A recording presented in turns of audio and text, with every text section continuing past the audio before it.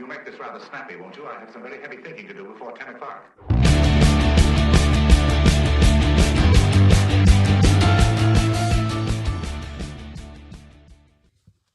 Good morning, everybody. Welcome to Get It Right Texoma with the trio. And I'm Terry. I'm Trey. All right, and we got Mike. Right here somewhere, is right? Mike. Yes, I tried to get better at that. It's like the weatherman, I think. Yeah, our friend and podcaster, podcast partner for years, and of course he's our podcaster in the sky now. There you go. By the way, next week we're going to have a tribute show. Yes. And that's what it's all about. It's kind of the closest thing to the anniversary of. It's not the exact day, but the anniversary of Mike's last show. Yeah. Obviously, didn't know it was going to be his last show. None of us did. And so we're going to put together a tribute thing. So please join us next week for sure. Yes, please. And kind of laugh and reminisce with us a little bit. Oh, yeah. And we got one that our favorite, I think, is. There's one that's pretty good, yeah. So, all right. Well, there's a lot of them that are good. Most of them are Mike, but there's one that all three of us are in. It's pretty hilarious. All right. So, hey, just have to tease that a little bit. We learned that from Mike. Anyway, we go live every Friday morning. Such a tease. There you go. Okay. Friday morning, we go 7. Wow, you got me all messed up here. Yep. Every Friday morning at 7:30, we go live on Facebook and YouTube, and we need your help to share this, get the word out and everything. That's right. Yeah, so, we've gotten our people are starting to catch on. I mean, really, we've gotten a little bit more momentum. But to this morning's guest is Ish Duran. Yeah. Which I'm amazed he's going to be here today. Yeah. Well, because Artwalk was last night. And he just I don't know how up. late they wrap on that deal. But I talked to him on Tuesday or Wednesday over at my store, and he said he was going to be here. So. I was there and left at about just before 9, and it was still hopping. Yeah, a lot of people ill there. Yeah. So anyway, please comment and share. Get this going. Go hit the like button, all that stuff. The whole algorithm thing. You've heard it over and over and over. Yep. So please help us out with that. So, hey, wait a minute. Let's get into it. This is Get It Right Texoma. That's right. I like to do that. Anyway, Barbaritas is our restaurant focus of the week. Yes, sir. Barbaritas. Now, they're in Century Plaza now. Okay. Century Plaza is where they are, right on the corner. They're kind of the first thing as you go into Century Plaza. It was a German place for a long time. It was Opa's for a long time.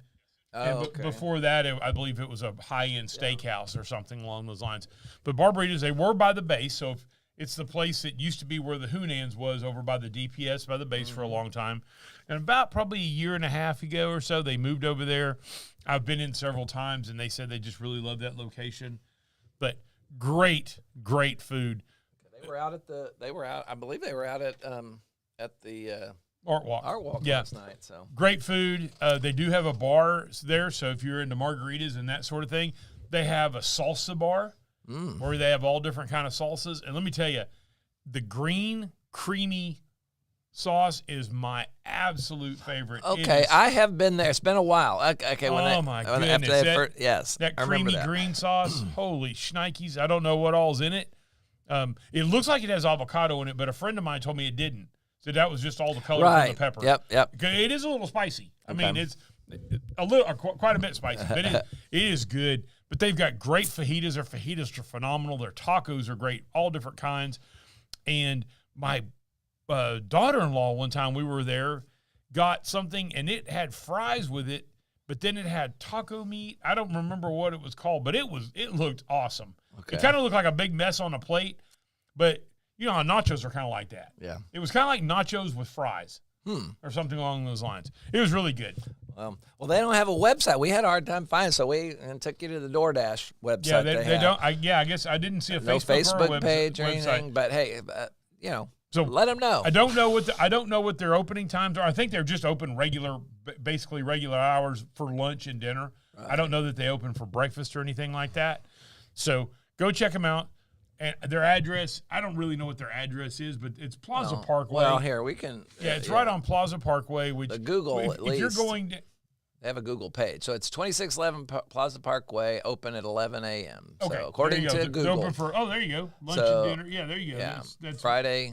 Yeah, every day open. Yeah. 11 to 9. Right. Or 4 on Sunday. 4 on Sunday. And 11 tonight. So, so they got plenty of hours. Yeah, they've got good hours. Go check them out. Really good food, really nice people. Locally owned. Yep. Local owned restaurant. That's what we like to highlight. You can just see some of the food if you're looking at your screen there. You can see some of the great looking food. You might have to. If you're on YouTube, you can zoom it in. There you go. But anyway, so Barbarita's restaurant. Go check them out. All right. So good deal. So back to us there. So all right. What's There's really not a lot of events going on right Yeah. now. I mean, there'll be some stuff, but I think you think school's winding down. There's a lot of things that are winding down. Well, now, there will be a lot of graduations mm-hmm. and graduation parties and that sort of thing. But as far as like big citywide events and stuff like that, or I think Vernon had their graduation because last night because I was over. I met with Rachel from the Boys and Girls Club last night. Rachel Wolf that had been in here with us. Yeah. We met and just to let you know kind of how. Give you an example of how things kind of go sometimes, and we're just at the very beginnings of this. But I'm a board member of Tech for Teens. That's an organization that helps. We recruit older teenagers that can code and to teach the younger kids how to code. Right. And so we meet and do that, and then but we kind of trying to think of things to do, and then I met Rachel and we started talking, and they have they love that idea, and so we're gonna at the Boys and Girls Club, right at the Boys and Girls Club, we're gonna merge in two different organizations and work together in this because they have the computer labs already, they already have the facilities, they have everything. And it's just really going to be cool. But anyway, so I was leaving there, and I went by MPEC, and then all these cars. I'm like, what's going on over there? And I looked over the parking lot at the entrance on the side, and it had the Vernon. So I figured they were having their it might be. graduation. It's awful early for a graduation, but maybe they. No. You're talking about Vernon College, not Vernon High School. No, not Vernon High School. No, no. Why would they? Yeah, it's probably. And they're not going to come down from. Hopefully. You never know. Well, yeah, they don't have much up in Vernon. Yeah. Anyway, no, picking on Vernon. But anyway, so yeah, they were there, and then that was on my way over to the Artwalk, and I had to park on at the Hamilton building. Yeah, okay. And walk. So yeah, it was. So it you walked to the Artwalk. I did, and so I walked around and I was scoping out maybe to see what it looked like. And I talked to there's a media company, a couple of guys that have their own companies, and they one of them does drone video and that kind of stuff. The other one does traditional videos, and they work together. And anyway, they were doing a live stream from there. So we're going to do our live stream at some point. Absolutely. That's my plan. Yeah, that's it. By the way, speaking of drones, and this is way off the subject, but have you seen any of the drones that are doing the agricultural stuff where they're spraying herbicides and pesticides? I've seen some videos in the past. Holy crap! I've seen it a few times, and I actually saw one in action over close to my house yesterday. Oh wow! My place. Okay. Yeah, because I live out in the country, right? And so there's on the way out there's farmland and stuff. But there was a big truck, and now these drones are big. They're not because they have to be. They have to have high lifting capacity, but they're the ones that are the four rotors. Mm-hmm. They don't look like an airplane. You know, like a lot of the military ones look like airplanes, right? Like a small airplane. This is the four rotors, and they pick these massive bags up of herbicide, fertilizer, and stuff like that. They pick it up and they go across the field there, and I guess they just it dumps it out at a certain time. Oh wow, okay. So it's almost like crop dusting without the danger of a plane. And surely I would hope that the crop dusting community, the actual people who do crop dusting, are doing this because they are. First of all, they already understand the overall concept of it. Yeah, I don't know who's doing it. No, but I had an air tractor plane going over my house because we live out north of Jolly, and there's this huge swath of land. I don't know who owns it, but anyway, every year they come over, every season or something. They come over and spraying something. So I don't know, but anyway, I like watching those. Though. Crop dusting is a very dangerous job. Yeah, well, there's looks a lot, fun though. It looks fun, but it is a very dangerous job. Anyhow, so that was a cool deal, but.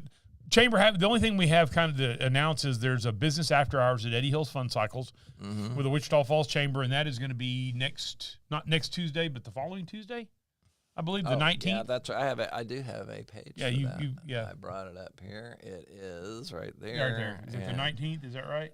It says the 19th. Yes, Yeah, I Tuesday, know that. May 19th. Yes. Yeah, from 4:30. So it's really not business completely after hours. It's kind of business late in the day hours. Yeah, I'm hoping to make it, but it depends on how long my court case is going to go. Yeah. I know, or whether you get convicted. I mean, I know. I know. They may just remand you. I might end up cuffed right at it. You cuffed and stuff. So no, it's a civil court case. Civil court thing. Yeah, I'm not going. So it's not going to be uncivil. Yeah, I mean, if it's over that, I guess it could be over. So we'll see. But business after hours, those chamber events are really fun. If you get an opportunity, either they have the morning, the wake up, or the after hours. Go check it out. You go to certain businesses. There's refreshments and there's drinks. I doubt there's drinks at the wake up. No, I don't think I've ever been to any of those. I don't remember seeing alcohol. No, it's coffee. Yeah. But there are drinks. There are adult beverages at the business after hours. All right. So, or there have been in the past. I'm assuming. I didn't do one last year. So, okay. But it's a great way to connect with just local businesses. Oh yeah. And just people you see. I mean, it's just a great thing. So, but come by Eddie Hill's Fun Cycles. Yeah. At the business after hours. You can come by any time, by the way. Sure. We're open. Yeah. But check out what we have to offer. Yep. By the way, real quick, I need to make a quick announcement. We are closing early tomorrow, Saturday. Okay. At 1:30 because we have a celebration of life at 2:00 for Rick Watson, who was was a mechanic at our store since 1975. Wow. Yes. Not 1966. No, he wasn't there. It was early on. Early on, 1975. He's been a fixture in the motorcycle community in Wichita Falls. Just, anybody who's ridden motorcycles a lot in the years knows Rick. Yeah. But yeah, he died, kind of suddenly on Sunday. Worked on Friday, went to the hospital Saturday, and died on Sunday. Oh man! So it's a huge loss for the Eddie Hill's Fun Cycles family for sure, and his family, of course, and then and really the motorcycle community. He was just a good person, a good stand-up guy. But we're going to have a celebration of life at 2:00. So if you did know Rick and you want to come by and pay your respects or whatever like that at the celebration of life, it's going to be at Eddie Hill's Fun Cycles, 2:00 on Saturday. Okay.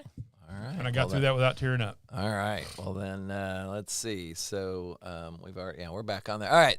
What's in the news here? This is something that you kind of brought up last week, so I researched it a little bit and put it in. Oh, right. The passive vehicle integrated alcohol impairment detection systems. That's going to be required in new vehicles. Have they? I don't know that. I don't know if it's going to be required. No, it was going to be required. I don't. Yes, the law has passed.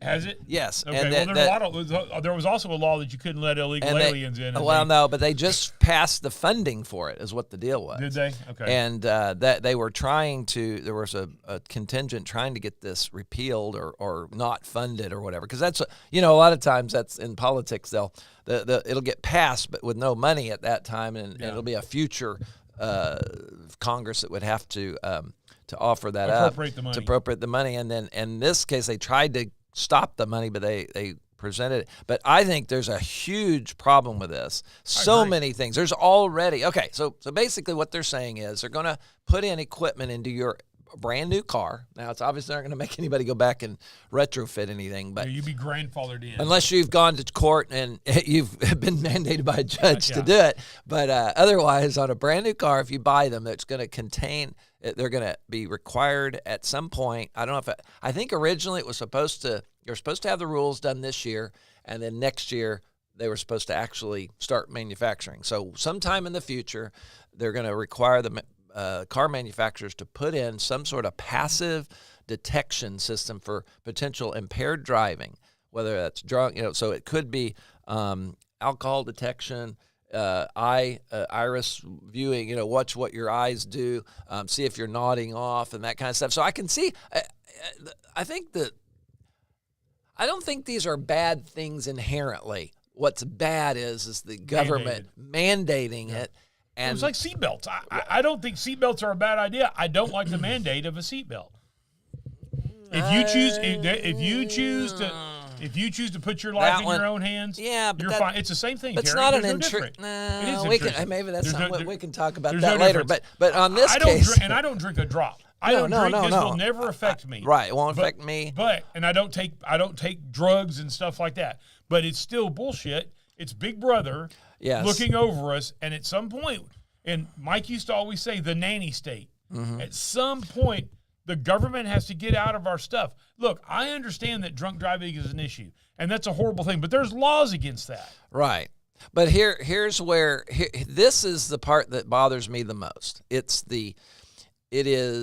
First of all, there's already a lot of stuff in these vehicles that I don't know that much of it is mandated by the government in this case, but there's a lot of data collection. There's like a black box. Oh yeah, the old airplane. When the airplane crashes. There's also a lot of safety features already in. There's that lane departure. Like my wife's Honda Pilot. You can take your hands off the damn steering wheel. At some point, you got to put them back on, and you can't. It won't take you through like Monza or something like that. Right. But if you're going kind of down a straightish highway or a little bit, it'll curve, it'll turn and stuff, and you can stand there and watch the thing turn itself. Oh, see, I just have it where you start to see, get too close to another vehicle. Well, it starts beeping at you if you don't put your hands on the steering wheel. But what I'm saying is, the same thing. This damn thing will slam on its brakes. Right. Literally, I was in traffic in Dallas. That's why I turn that stuff off sometimes when I drive it in Dallas. I was driving in Dallas, and I had to run up to try to get around somebody, and the thing threw its damn brakes on. I mean, threw them on. It has all of that sort of thing. I live out in the country. How many times do you jump in the car and need to run down the end of the road or something like that? You just leave your leg hanging out the door. Not in this thing. You put it in drive, that subbitch won't go. Okay. It absolutely will not go with the door open. Well, I've done it like when you're close to something or whatever, you're trying to back out or something. But yeah, I know what you're talking about. That's funny. Yeah, it won't. If you get close to things, it'll squall at you. And but it will literally turn the steering. Not like I say, not turn the steering wheel. No, but it will maneuver the steering wheel to veer to keep you in the lane. Okay. So there's so much of this stuff in it. I just think at some point, some point we need to stop things. Now, look, I'm okay with having this stuff if you want it, and I'm okay with having driverless cars if you want them. Right. I don't care. If you want to have a Tesla that'll drive itself or something like that and you just hang out in there, that's your business. But you should not be mandated to do it. And then also, by the way, what is this going to cost a unit? Oh, well, yeah, that's what because it's not like like Ford or GM is just going to go, okay, yeah, we'll just pay for it. Yeah, I know. That's new the cars thing. Are already so expensive. I mean, I'm curious. Yeah, integrated passive vehicle integrated alcohol impairment. Golly, that's a systems cost. Systems. But anyway, it's the Fifth Amendment. It's the Fourth Amendment. There's some things that are, if the government mandates it and it's collecting data. Yeah. That is the part that bothers me, is that there may not even be a requirement right now. I can guarantee you, you may love Tesla, you may hate them, may hate Elon or whatever, but they are, as my understanding is, if you have a wreck, it knows it, right? It knows high impact, and they immediately download, because you're paying for a subscription. It immediately downloads all the data, crash data off of it into the cloud, and now they've got it. Wow. And you don't, I guess if you can pay somebody to pull it off, but that's for their protection. Yeah. Well, we'll see who the good news is, not the good news, but the other news is this will spring up some sort of little side business for people that will be able to override this. Well, unless there's, I haven't looked into the law, it might be illegal to do so. Yeah. Okay. Well, it was illegal to steal cable, wasn't it? Nobody stole cable. No, I know. Christ, I don't know how many people had those fake cable boxes. But it'd be a gray market kind of, whatever. But not black gray, but gray market. Yeah.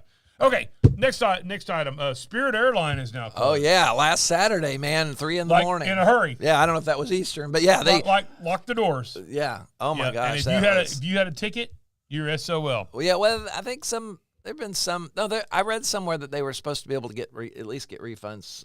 Yeah, but you're out of luck. You're getting on a flight. Oh, right. You can't fly. Well, I mean, you get on another plane from another place maybe, but in other words, you ain't getting on that Spirit Airline, and if all the other flights are full, they're full. Right. It's just one of those deals. Oh yeah, and so the other airlines have acknowledged that, hey, they're there. I'm wondering if I bet you that the price of tickets went up significantly. It probably did. Yeah. It probably did. Well, here's the problem. Look, Spirit Airlines, and it was always been a butt of everybody's joke about being. Yeah. And I've never flown Spirit Airlines, but my wife has flown Spirit Airlines, and she said it really was. It wasn't the greatest experience, but you got from point A to point B. Oh yeah. And it didn't cost that much, but they tried to merge with JetBlue in 2023, and the Justice Department of 2023 filed a lawsuit to halt that. And then a federal judge in January 2024 ruled against the merger. Yeah, so the government in some way prevented an ability of this to save this airline. Yeah. Well, and the problem is now there's a lot of people now, there are people that are blaming the government right now saying, what did they not do? Well, by the way, I'm getting tired of these bailouts. This would not have been a bailout. This would not have been the government. This would have been another company bailing them out or merging with them or whatever. And Elizabeth Warren famously was against this and also mocked this deal, and was happy that she was part of stopping the thing. So yeah, I don't know. It's a sad deal for some people that Spirit Airlines is closed. I didn't fly them. I decided a few years ago. I used to fly Frontier a few times because I go to Denver when they weren't a budget airline. I decided about 2 or 3 years ago, I thought, you know what, if I'm going to fly, I'm just going to pay the money and fly. Right. Well, by the time get on an American or a Delta or something else. I'm not going to put up with this bullshit. Right. I don't fly that often, but when I do, I sit down and I go and check out what they can do. But then by the time you add the things, and they don't have Wi-Fi, and they, 2 hours. Okay, I'm going to pay. Actually, I get free Wi-Fi because I'm a T-Mobile customer. Yeah. But I get on there and I want to. For 2 hours or an hour or whatever, I wanted to be doing something. This is first world problems, by the way. I know. Yeah, but so are airlines, But I'm saying, I guess it's closed. It is what it is. Yep. I didn't want the government to come bail these things out like what we saw with the car companies, and there was too many government bailouts. But I also didn't want the government to stop another airline from merging with them, because it's not a monopoly. Right. I mean, you would be a fool to say that, oh, no, if Spirit merged with JetBlue, they would have a monopoly of the airline business. We've named several airlines just now. I mean, there's plenty of other airlines. So yeah, I saw a meme the other day that I got to show it. I thought was funny. Well, real quickly, we need to move on here. We've got a guest. We got another story I want to hit. Well, but I got to show you this. Okay, have you seen this? The Spirit Airline. This is what happens when a store goes out of business, and then the Halloween. Oh, store. yeah. That's what Halloween. Yeah, there's all these different memes of these air. See, just get in my way. There we go. Yeah. So there you go. Yeah, those big box stores go out of business, and then one of the Halloween stores shows up. So anyway. All right, we're gonna skip the. We'll go back to the next ones because I don't want to get to our guests in a bit. Well, one we need to do. It's a nerd. I'm sorry, a tech thing. Yeah. Okay. Apple has reportedly agreed to settle a $250 million lawsuit over allegations that it failed to meet expectations. This is complete, utter bullshit. But people are suing because Apple said that their Siri thing was going to do something, and it didn't do what they thought it was going to do. Yeah, that's what's called risk. That's what I'm saying. This is ridiculous. You talk about people who need – this is first world problems. Yes. You think people in Rwanda are worried about this kind of stuff or something like that? People are struggling to live every day. People in – because Siri didn't work as well as it could. Oh my God, this is and by the way, they're going to pay them off. Yeah, well, I would like to see Apple thumb their nose and tell them to go pound sand. Well, but it was agreed to settle, so they just said, "Look, I know." At some point, you've got to draw a line in the sand with some of these people. I know, I get it. But oh well, Apple. It was Apple's decision too. I mean, this wasn't a court that. No, I agree. But, Apple made the decision and agreed to do it. Yeah, but I just kind of wonder who are these people who are sitting around that are so self-absorbed or whatever, that are sitting around and going, first off, how would you know? You got to be kind of a nerd to know what Apple said they're going to do anyhow. Right. You could ask me, hey, Trey, what's Apple going to have in Siri? And I'd say, I I can't have a clue. Yeah. You know, I don't know what it's going to do. What it's going to do. Right. And here's the thing, though. Apple stock is one of the best stocks you can have, and so for somebody to go, oh my God, my stock is down 5% because of Apple's thing. Well, you know what? Anyway, Apple. Don't buy stocks. If you're worried about it, don't buy stocks. There you go. But the fact is, don't be such a putz that if a technology company has a phone, let's say a phone or a computer, and they say, we think it's going to do this, this, and this, and it doesn't do it, you're going to complain about it.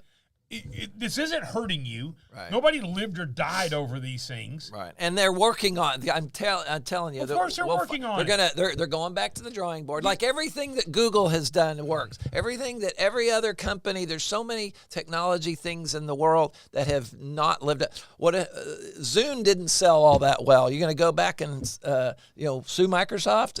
I mean, come on. Yeah. Now, anyhow, I just think that anybody who's part of, and by the way, what are you going to get out of it? Did you read this? They're going to receive between $25 and $95 per device. I know. Holy shit. Boy, you're life-changing money. Yeah.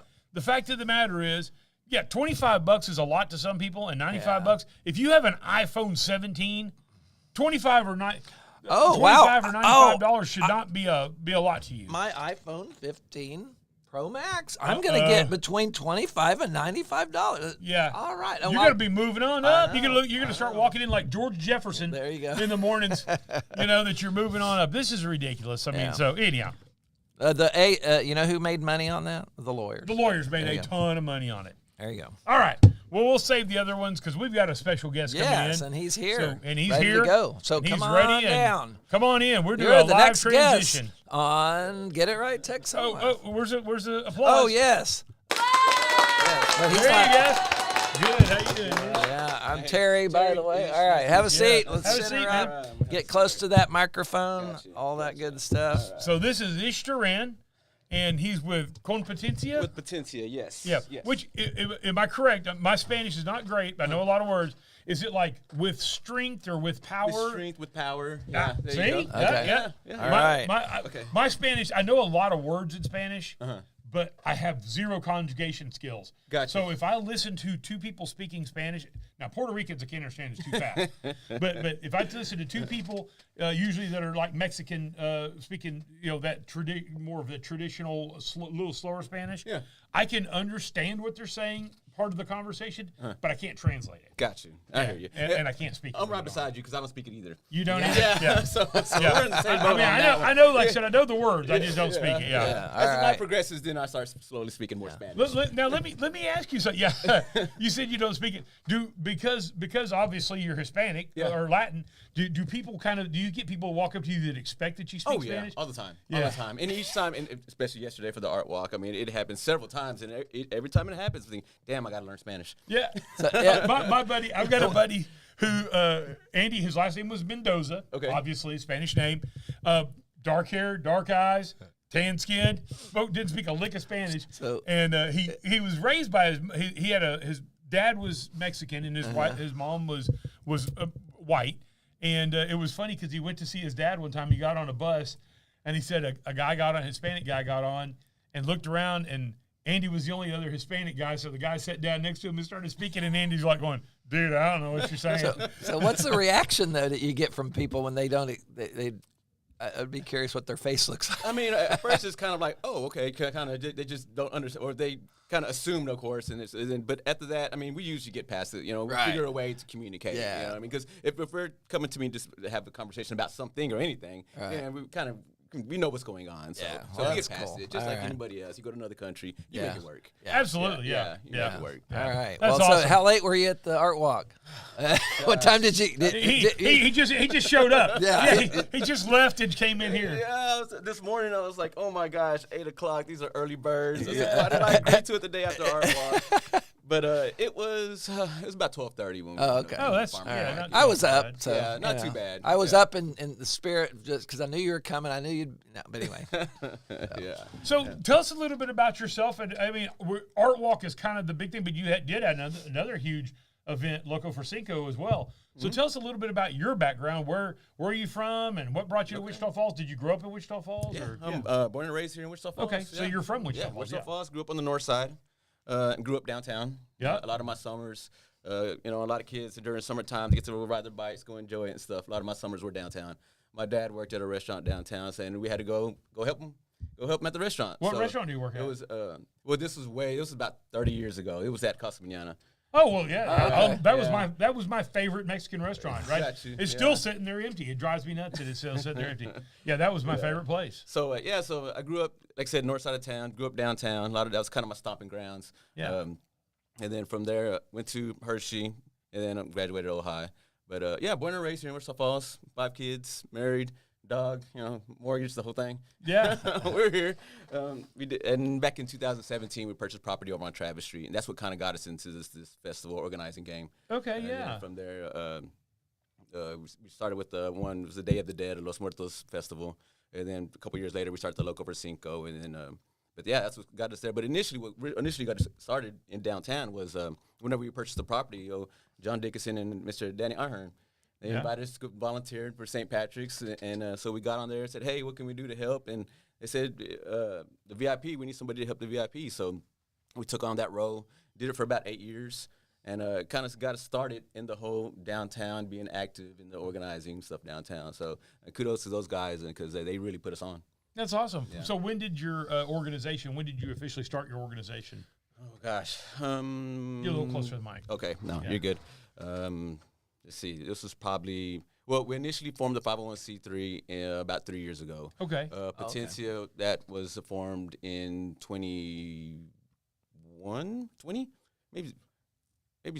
maybe 19. Yeah. It's been a long night, but so we initially started, you're right, before Loco for Cinco, because that's kind of kicked us out for the Loco for Cinco. So about around 2019 was Potentia, that's when that started. Now we do have Potentia projects, and then we have Con Potentia, which is the 501c3, which we just use that as a vehicle for other entities to help further our mission and help, to help sponsor and do good for everybody. But so there's 2 different ones, kind of the same name. We kind of kept it kind of similar that way. We did have an audience that was following us, and we didn't want to disassociate that name with somebody else. Yeah, you already built it up. We built that brand, and we had a good following, and people believed and trusted in what we did. So that's when we went ahead and we needed to start the 501c3 just to further that art and culture mission. So what are the 2 missions of the 2 organizations? Well, Potentia initially was to provide a platform for businesses. It's more of a business oriented. Whenever we started doing the volunteering at St. Patrick's, we saw a need for something within the Hispanic community, and we knew a lot of small business owners. There just wasn't a platform where they felt comfortable going down to, and it was downtown. And of course, you got the north side, you got the east side, and kind of it's the neighborhood. Absolutely. You go to your people. So we started Potentia to just provide that platform and to have something to where a business identity to where we could offer that. And then as we started getting bigger and bigger and bigger, these kind of corporate sponsors started coming in and said, hey, we got to you can't just give it to you. We got to have a nonprofit in order to do this. And then that's when we started the Con Potentia, which is for art and culture. And for those, and we have separate events. They're kind of just separate entities for sure. So Potentia Projects is where we do the for-profit, and then the art and culture is going to be always up here on the Con Potentia side. Yeah. So who runs which side runs the Artwalk then? That's going to be Potentia Projects. Okay. Yeah. But y'all were hired for a profit, right? Which is awesome because you've got you know what you're doing, and that's what the whole point of it is. But anyway, is the other side involved? The other side's not involved. Okay, at all. It is not involved at all. Okay. Yeah, that is because for that nonprofit world is hard. Right. Oh yeah. Volunteers. I mean, we run them ragged. It's a lot of work. It's a lot of hours. Well, it's one of the reasons why the Art Walk went away. Why downtown proud because or whatever. Doing it because it was all volunteers, and it became overwhelming for them. Yeah. It really did. Something like that needed to evolve into something like what you're doing now, where people are paid and that sort of thing. Yeah. So especially for the Artwalk, you know, like it's many hours after hours. People go to work, get off, and then have to do their volunteering. Right. You know, so it just that for that business model for the Artwalk, it would not work as a nonprofit unless everybody was getting paid. And then from there, I mean, then you're just running a business. You're just doing it for profit. So and everybody needs to be getting paid. Right. Well, so help me understand this part from the city's perspective. Is there any money going back to the city, or is it strictly they pay you guys for that, and that the benefit is just the event itself? Yeah. Is there tax revenue that they generates? Well, all the revenue that we get goes into a seed fund for next year. Okay. So any kind of like the vendors, sponsors, anything like that, that goes into a seed fund for next year. Okay. And with the way that's structured is the funding for next year will go make sure the art is covered, and then everything after that will go to operations. So so all the revenue. I mean, we've got it. We set a budget. They approved the budget, so we're getting paid, and then any revenue that we have coming in goes into the seed fund for next year. But that's a seed fund within your company. Yes. Or okay, so y'all are managing that. Okay. Yeah, we're managing that. Okay, yeah, cool. Nothing's being funneled directly back to the city. Right. Yeah, Okay. It's going into that, but of course, there's transparency. We have to have an action report afterwards. Oh, sure, yeah. And then we submit that 10 days. After. Transparency? Wow. Apparently, everybody thinks that all the guys are on the back end getting paid. That drives me bonkers. I hate that. I was on the school board for 12 years, and I used to hear about backroom deals and stuff, and I'm like, are you people idiots? I don't know how many times I told people, I said, look, let me ask you something. Would you risk your livelihood for basically nothing? All right, you're going to go to jail. Because what you're saying is these people are willing to risk their freedom. They're going to you could go to prison. Yeah. It's called the violation of Texas Open Meetings Act. Mm-hmm. When you start doing stuff around the back door and stuff like that, you could go to prison over it. Why the hell would you do it? I mean, there's no money in it. Nobody wins. And it's wild because a lot of this is public information. Yes. Pay attention. Pay attention. Do some homework. Find out what's going on. It's public information. Do your research, and then it'll unfold itself. Right. So, but for us, it's about being transparent. Right. And everything we do for the city, and we had, like I said, the after action report. And it has everything. It has from load in, load out times, vendors, how many vendors we have, right. You got any safety incidents, it's just the whole snapshot of what happened that day. Absolutely. And the benefit is there's several benefits. You'd say the first benefit is it brings a lot of people downtown for exposure. Great, that's one. But number two, that's benefit for the city. The second benefit for the city is that money is being paid. Most of the people that work for you are probably people from Wichita Falls, right? Oh yeah, they all are. So that money is going into their pockets, and it's probably going to be spent. Most of it's going to be spent right here in Wichita Falls. Yeah. Number two, number three, there's got to be some tax revenue. Oh yeah. The sales tax as during the event. That's what the sales tax during the event. Yeah. This is a huge win for the city. And honestly, when I saw the amount of the budget I thought that's cheap. Yeah. It really is not cheap, but it's very affordable and a big value to the city, I believe. Yeah, and some people balked at that when they saw that budget. They did, and we broke down the hours. It takes we figured it out. It's about 167 hours a month to put into an event like this. Basically, one full-time person plus a 7-hour day on the Artwalk, which of course the Artwalk day. I mean, we about 14-hour day, but it equals out to about 167 hours. And then if you break down the budget and what we had, it's comparable and a lot cheaper than any other design ad agency or any kind of I guess agency that would hold festivals. I mean, event organizer. I mean, half easy per hourly rate. But when people saw that, they don't understand how much it costs for security, for sanitation, for these things. I mean, police officers are not cheap, and I understand why the city didn't want to have them on their payroll, because that'd be overtime. That's going to be their insurance and stuff they have to cover, retirement. To contract them out, it's cheaper for the city. It's better for the city. It goes directly to these police officers, and then from there, like you said, it's just more money for them. They get to spend it, and it's just better for everybody. Yeah. When we structure it this way. Right. Well, but the funny thing though, the other side of that was the moment that the Artwalk was canceled by the downtown development. It's like, oh my God, why didn't the city do anything? So the city did something. So they complain.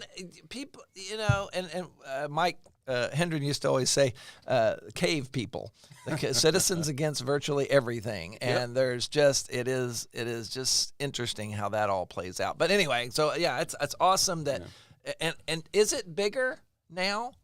Well, because of all the publicity?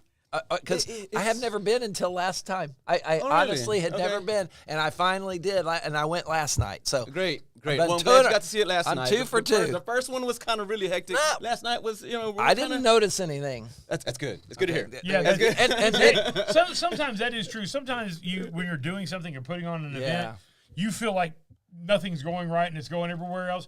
But the general public that doesn't see the behind scenes, they don't really see it. They don't see the chaos. or isolate. It's like you having- see the chaos. Yeah, that's sure. right. But yeah, it's just like in business. You're not perfect in every single transaction, or there are challenges at times, and you resolve them one at a time, deal with them, and then move on, learn from it, and then do it better the next time. All of that, and that's this was being a new event for you. I imagine that was as far as overall events. This is Are you doing something this regular?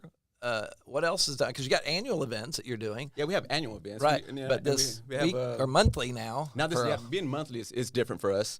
At the same time, though, we've got history doing events. Right. Yeah. I mean, so for us, and like you said, we do it, refine it, but you just got to keep going, though. That's gotta it. keep going forward. And Exactly. it takes a lot of communication And with show the vendors. up. Show up. That's huge. That's huge. But I mean, going back to your question about is it bigger? Well, we ran the Placer AR report, which just an A. I don't know if y'all are familiar with that. A lot of organizations are doing it now. It just goes off your phone and shows like your location. It shows. What you do is you map it out. Right.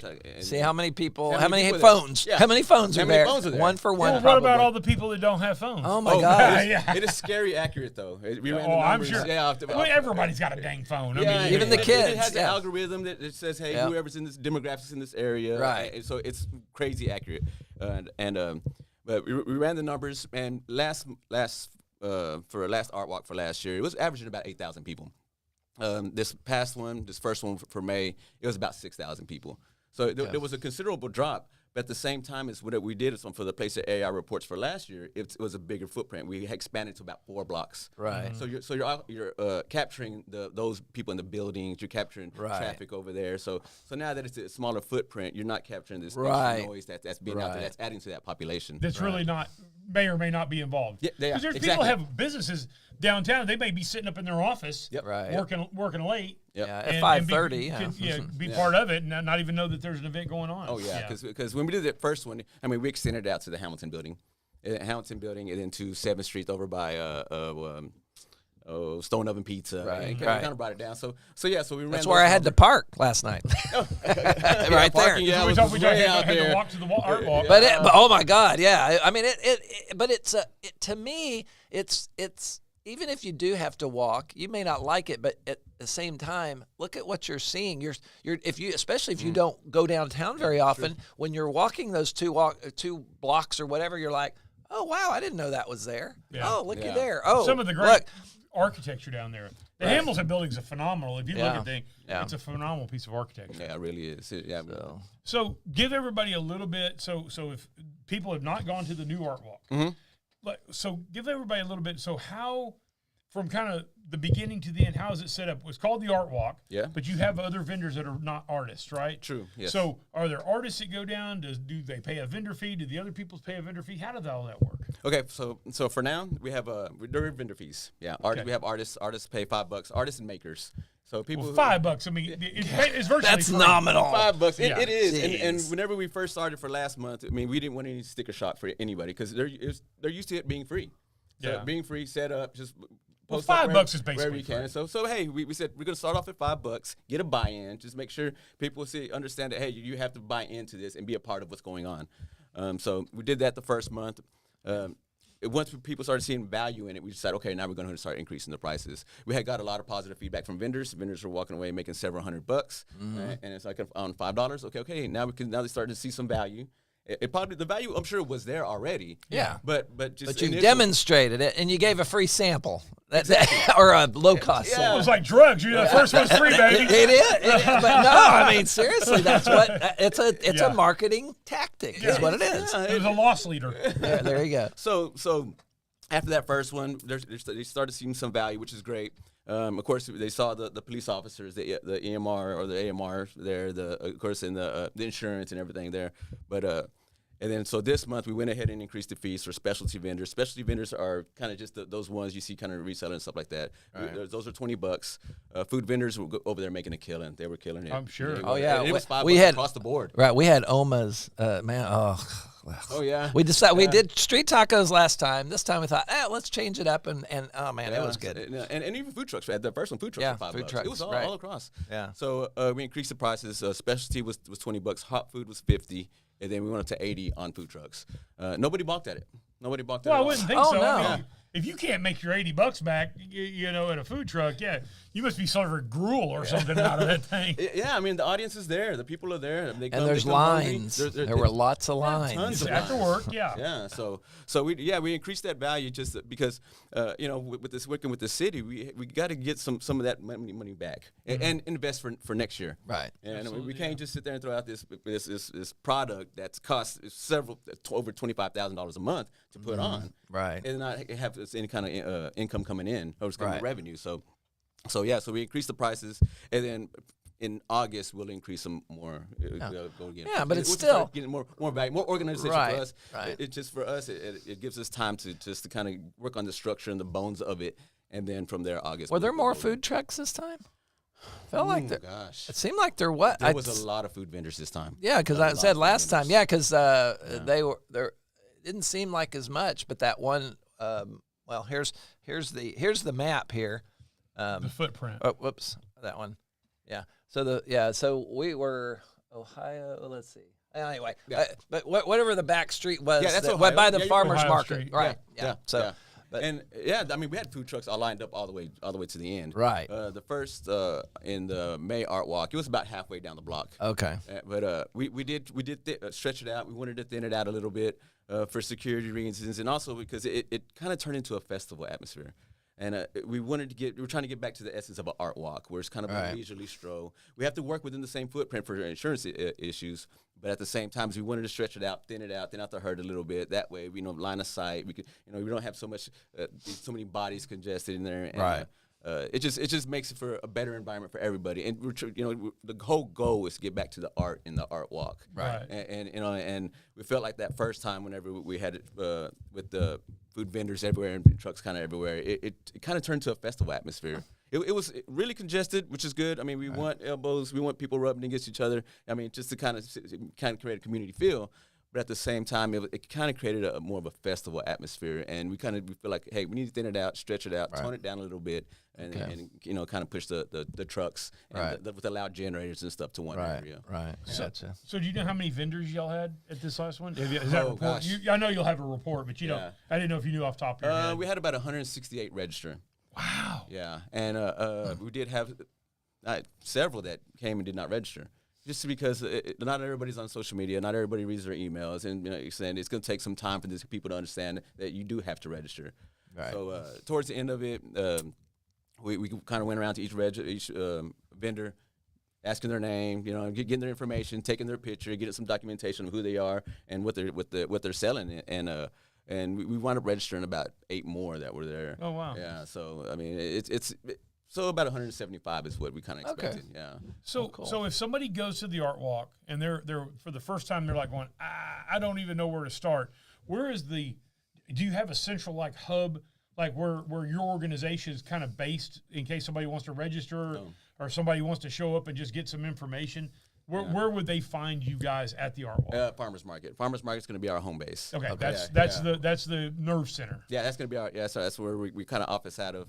We're usually there about 10 o'clock in the morning. Now this is the downtown farmers market. Downtown Farmers Market. Yes, because yes. it Thank you ain't for that at Austin. clarification. Yeah. That's important. The Wichita Falls Farmers Market, I think, is over on Austin Street. So this is the downtown farmers market, the one that's on Ohio, and it's got the pavilion with the doors that roll up and that sort of thing. Yeah. And thank you for clarifying because people, I mean, it's kind of can be confusing, but yeah, we office out of the farmers market, which is great. We love the farmers market. Once again, I grew up around the farmers market, so it's pretty cool to kind of full circle and come back and office out of it. By the way, the oldest street in Wichita Falls is right behind there. LaSalle. LaSalle Street. Yep. People don't know Yep. it's a street because it looks like an alley. Yeah.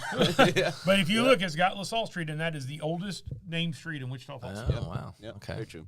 So, well, Little cool. nerd there. Well, what else would you like the public to know? Do you have or, what other events do you have going on? So we talked Artwalk. I think we've got everybody a good feel from that. Obviously, Loco for Cinco just happened. Loco for Cinco, and that was a very successful. Yeah, that's kind of our biggest one. We ran the numbers on that one. We had about 6.8 thousand people there, so which is pretty good. We had about 5,800 last year. Almost 7,000 people. Almost 7,000 people, this year. So we grew from about 900 people from last year, which is great. And for last year, the 5.8, I think economic impact was almost 1.5 million on that one, which is awesome. A lot of support, a lot of partners. The city of Wichita Falls has been very helpful on that one too. So Loco for Cinco is kind of our flagship festival, just because of the growth and the positive feedback we've got for that one. But that one's a lot of work. In the fall for Competencia, we have Estrellas and Sinfónicas. What that is, that's at Travis Park. It's our property on Travis Street. It's at 806 Travis.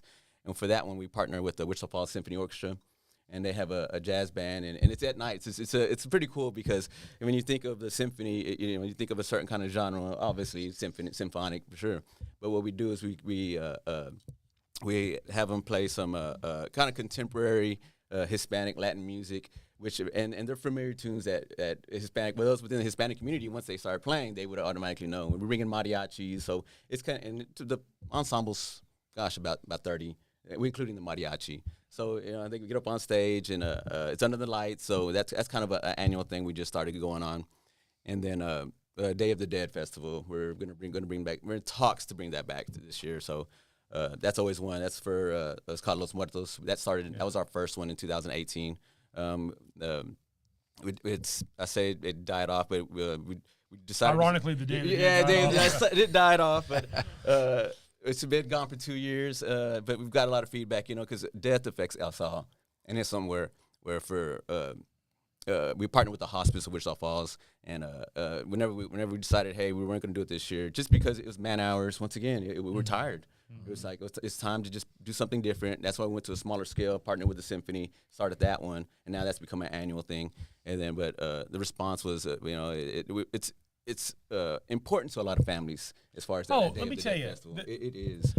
I don't know that there's a culture that is more steeped in having really cool things than Hispanic culture. I mean, you're right. You go to, probably the smallest town I've ever been in Mexico was Naco, Mexico.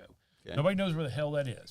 It's right across the border from Naco, Arizona. Okay. It's right on the border, south of Tucson. It's a little bitty town there, and this is a place where there are actually mud huts and stuff like that. I mean, this isn't a touristy border town. This is just a border town where people just are living their lives and everything. And the most amazing thing there is the cemetery. Nice. And it is just the celebration of all those things, but even the death, the celebration of the death and stuff like that, and the remembrance of it.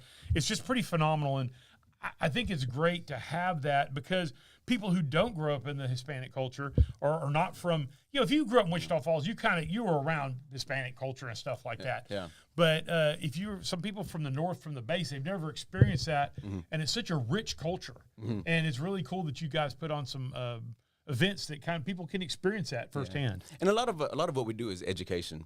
Especially for the Day of the Dead, because people see the skulls, they see the skeletons and stuff, and all of it, they associate it with other things. Yeah, Halloween. It's not Halloween. It's not Halloween first and foremost. It's not supposed to be scary. Nor satanic or I mean, we've heard it all, and it is education. It's because people are ignorant and not knowing. Right. And I mean, it's not saying anything negative. It's just people just are they don't know. You're using the word ignorant properly. Yeah. People get so offended about the word ignorant. No, ignorant does not mean you're stupid. Yeah. It means you don't know about a certain thing. Yeah, and there's nothing wrong with that, and we understand it. It's something new to people, so education was a big part of Los Muertos whenever we first started out.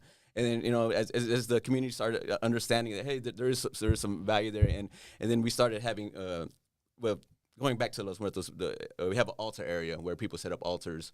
And at first, of course, the Hispanic community was real receptive. But then once we got this education, then of course other people within the community started coming in and setting up their own altars. We would have altars for dogs and for pets and for rock stars. And it's not, we're not making light of the situation, but at the same time, it was important to them. That's what matters. That's right. It's you're right, and that's a personal importance. Whatever your personal importance is, it is. Yeah, and if it's important to you, then it's important to us. Yeah. So. So that one, for Los Muertos, it was a big one. A lot of education, because it's the symbolism in it and stuff like that. But so going back to the other stuff we have, Los Muertos is the other one. So those are kind of the 3 annual ones we have going on. Of course, now with Artwalk now and stuff. But and every now and then, I mean, anything that's happening downtown, we try to participate or even volunteer or kind of offer our services. If it's happening downtown, we want to be a part of it. Okay, and if somebody wants to get a hold of you, or get a hold of your organization about volunteering or going or working for you, as far as I'm sure you have a bunch of temporary workers for the art walk and stuff like that. How do they get a hold of you? It's going to be email. It's just going to be ish@potentia-projects.com. So they could Google search Potentia if they don't know how to spell it. Yeah. And then also they can reach at Competencia. Competencia is going to be the nonprofit arm. But so this is the okay. Yeah, that's okay. There you go. And then, but if you okay. Well, here that is. You said this is. But if you throw Ish in front of that, it'll come to you. But it's But I was going to say that. What's the other website? We don't have a website for Potentia Projects. Oh, you don't. Okay, yeah, so it's just all part. Okay, we're working. Okay. We're getting it done. Gotcha. Okay. All right. You keep talking about your property where this other event is. Where is that property? It's on Travis Street. Yeah. Where on Travis? It's on 806 Travis, which is next to or close to. What's the closest thing around? 9th Street Studios. Are you guys familiar with 9th Street Studios? Yeah, we're right there. We're halfway on the block. If you're coming out of 9th Street Studios, you can see us right there. It's an open air spot. It was a parking garage back in the day. It had asbestos. The city knocked down the roof. Me and my wife were going to our insurance agency, right down the Decent Reiki Insurance Agency back in 2017. And we saw the spot. Me being a downtown guy, hey, you want to buy it, do something with it, wind up purchasing it. And from there, that's kind of our hub for our events. We kind of created that. Speaking of your wife, if somebody's in the business community, especially downtown, they probably know your wife. Yeah, for sure. Yeah, she works down at the chamber. Yeah, at least she's been there for quite a while. Yeah, about 3 years now. Yeah. She seems like she's been at everything. Oh yeah. I mean, anything the chamber event and all that sort of stuff. But and she's really a blast too. She's a lot of fun, and so it's both of you guys are well ingrained in the downtown culture of Wichita Falls. Oh yeah, I mean, we've been in the game for a long time. We're not new to the community, and we're not new to downtown. And I think that's what helps us out as far as talking to vendors and businesses and stuff that are downtown. It's hey, we've been here, we've done that, we've been through. We were a part of it before downtown was cool. Yeah, right. I mean, we were there. Right. So we know the people who came in, kind of brought it downtown to where it is now, and we're appreciative of that. Right. Yeah, we do. It's a lot of work. It's not something, and a lot of times it's people will criticize what's happening downtown, but at the same time, they're not down there doing the work. Yeah. Oh, yeah. You know what I mean? Yeah. Go down there and be a part of it. If you have something to say about it, go down there and be a part of that change. Yeah. Right. Well, absolutely. Or at least just provide constructive ideas. Don't be tearing people down all the time and complaining only, right? I mean, I'm not saying you should have it necessarily, because that is one frustrating thing. Well, if you don't have a solution, then don't complain. It's like, well, what? Because sometimes there's issues. I don't know. I just know there's a problem. Yeah. And I can bring it up, but don't complain. Don't whine and be angry about it. They'll be unwilling to be part of the solution. Right. You might not know how to do the solution yourself, but if you're willing to complain about it and put that out there, and then somebody goes, okay, Terry, I need you to to help solve this, and you start moonwalking backwards like Michael Jackson because you don't want to be part of it, then shut your hole. There you go. Yeah, and there's a lot of grandiose ideas. Right. But at the same time, we have to be practical. There you go. It takes money and it takes and time and resources. Well, and baby steps too, because you just can't eat it all at once. That's how like you eating an elephant. One bite at a time. So just take your time, learn, and help, and be positive about it, and just throw yourself and be a part of the process. Yeah, well, not part of the problem. If you don't go downtown much, this is a great time to get downtown and see what's going on. Because let me tell you, downtown absolutely you remember it used to be dead. I don't know how old you are when you grew up. I mean, Muehlberger's, Gibson's. I mean that S&Q Clothers. I mean, I was there. It was downtown, but then back in in the 80s and stuff, downtown died, and at 5:06 in the evening, you could shoot a cannon through downtown, and you're not going to hit anybody. But then it started. Some people, a lot of it was the city and investors came in and started going, hey, let's revitalize this. And through a whole bunch of work from a lot of people like yourself, Sam Pack and Pam Pack have been a huge part of it as well. really help revitalize downtown. Yeah. And it's still a work in progress, though. Absolutely, And there's a little bit of a retraction, especially during COVID, kind of put a wrench in things. But things are coming back with, and you guys being part of the instead of being part of the problem, you're being part of the solution. You're helping, and so I think that's awesome. I mean, nobody used to live right downtown. True. And now you have apartment buildings. The Holt and the Barron's Lane Crossing or whatever it is. Yeah. Right. The Kate is also there. That people that literally live downtown, and they want to live downtown. They're not living downtown because those are dumpy, cheap places. Yeah. No, those are nice places. I've known a couple of people lived at the Holt, and they're nice. Oh yeah. Nice apartments. Yeah, and the whole, of course, it's within the footprint of the Artwalk, and they just got a new tenant down there, very fancy tenant. That was her first opening for the Artwalk, and it was nice because it was something that you don't normally see downtown. Kind of ornate, fancy things going on, and she loved it. She had a great time. Spoke to her afterwards, and she thought it was fantastic. She felt like, okay, the Artwalk was there. It was a busy time for her. It's like, okay, this is going to be a great fit for me. Yeah. And because she had a positive experience there. So I mean, stuff like that. It's just little by little, piece by piece. We just do what we can. Yeah. Okay. All righty. Well, as we wrap it up, we want to say thank you very much. Yeah. If more information, you can go to Competencia and or an ish at potentia.net. Potentia-projects.com.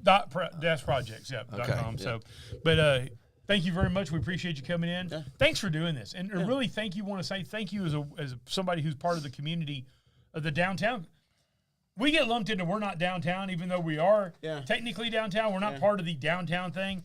But it is all important, especially because my business is down there and that sort of thing. So we want to thank you for stepping up, coming up with an idea, a plan, a solution to a problem. The Artwalk was going away. People were going nuts. You came up with the solution and said, look, here's a viable way that we can run the Artwalk. And I think it's great. And the fact that the city council chose a local organization Absolutely. instead of going out of town. I told grow city that talent council here and tap that talent here. Tim Short sent them all messages and said, great job finding somebody, a local vendor to take care of this. Yeah, and kudos to them too because they were doing what they can to continue the Artwalk. Right. And so they looked at all options for sure. And for them to pick somebody who is local, I mean, good for them. Of course we appreciate it. It's a lot of work. But at the same time, like I said, that's money going into the city of Wichita Falls and those vendors. Have you seen? Are your phones ringing more now because of because I didn't know about you? Is your email ringing more? Oh my gosh, yeah, it is. I mean, whenever we first started it, a couple of news outlets put my personal phone number out there. Oh no, you know what I mean? Whoops, it's there. I mean, I'm not hard to find. No, for people that do search, but. Just go downtown and go, Ish! Ish! He'll be down there somewhere, right? But it comes with it. Yeah. It comes with it. I mean, if we're going to put ourselves out there, if we're going to do the work and do something that's so public, I say public, but the Artwalk is something that people care about. Absolutely, yeah. So, but I mean, phone's ringing, but hey, it comes with it. And awesome. I'm surprised honestly, I'm surprised that there's so many kids down there. I personally, and it's a safe place. It's not. So far, I guess you hadn't had any real issues with anything, That's kind of one of the bigger topics as far as for the business owners too, is there is a lot of kids. Right. And it's funny because this conversation, whenever we have the conversation, and it always ends with, it's because there's no mall. It always ends with there's nothing for these kids to do. Right. What we used to do is I used to get dropped off at the mall on the weekend. Oh yeah. Go walk around, do the same thing. Exactly. And I used to do the same thing for my kids. And they have money. Yeah. They can buy things from the vendors. Stuff. They're buying a lot of stuff. Absolutely. They're standing there getting what's the Mexican drink that has the fruit and all that. The aguas. There's aguas. Okay. And that's kind of like the. And there's horchata that's not fruit. Yeah. Right. So anyway, the fruit drinks. Anyway, just it was good. I mean, I had one. I forget who the vendor was, but anyway. But yeah, I mean, there's a lot of kids, and the conversation always goes back to there's nothing for them to. I say, and I hate saying that nothing for them to do because once again we're speaking in a negative tone. Right. But at the same time it's. They need an outlet. They need to go walk and be around other kids and stuff like that. Well, so and also get some culture. Get some culture Whip a little culture on them. Yeah. By the way, you're gonna go hang out with your buddies at the mall.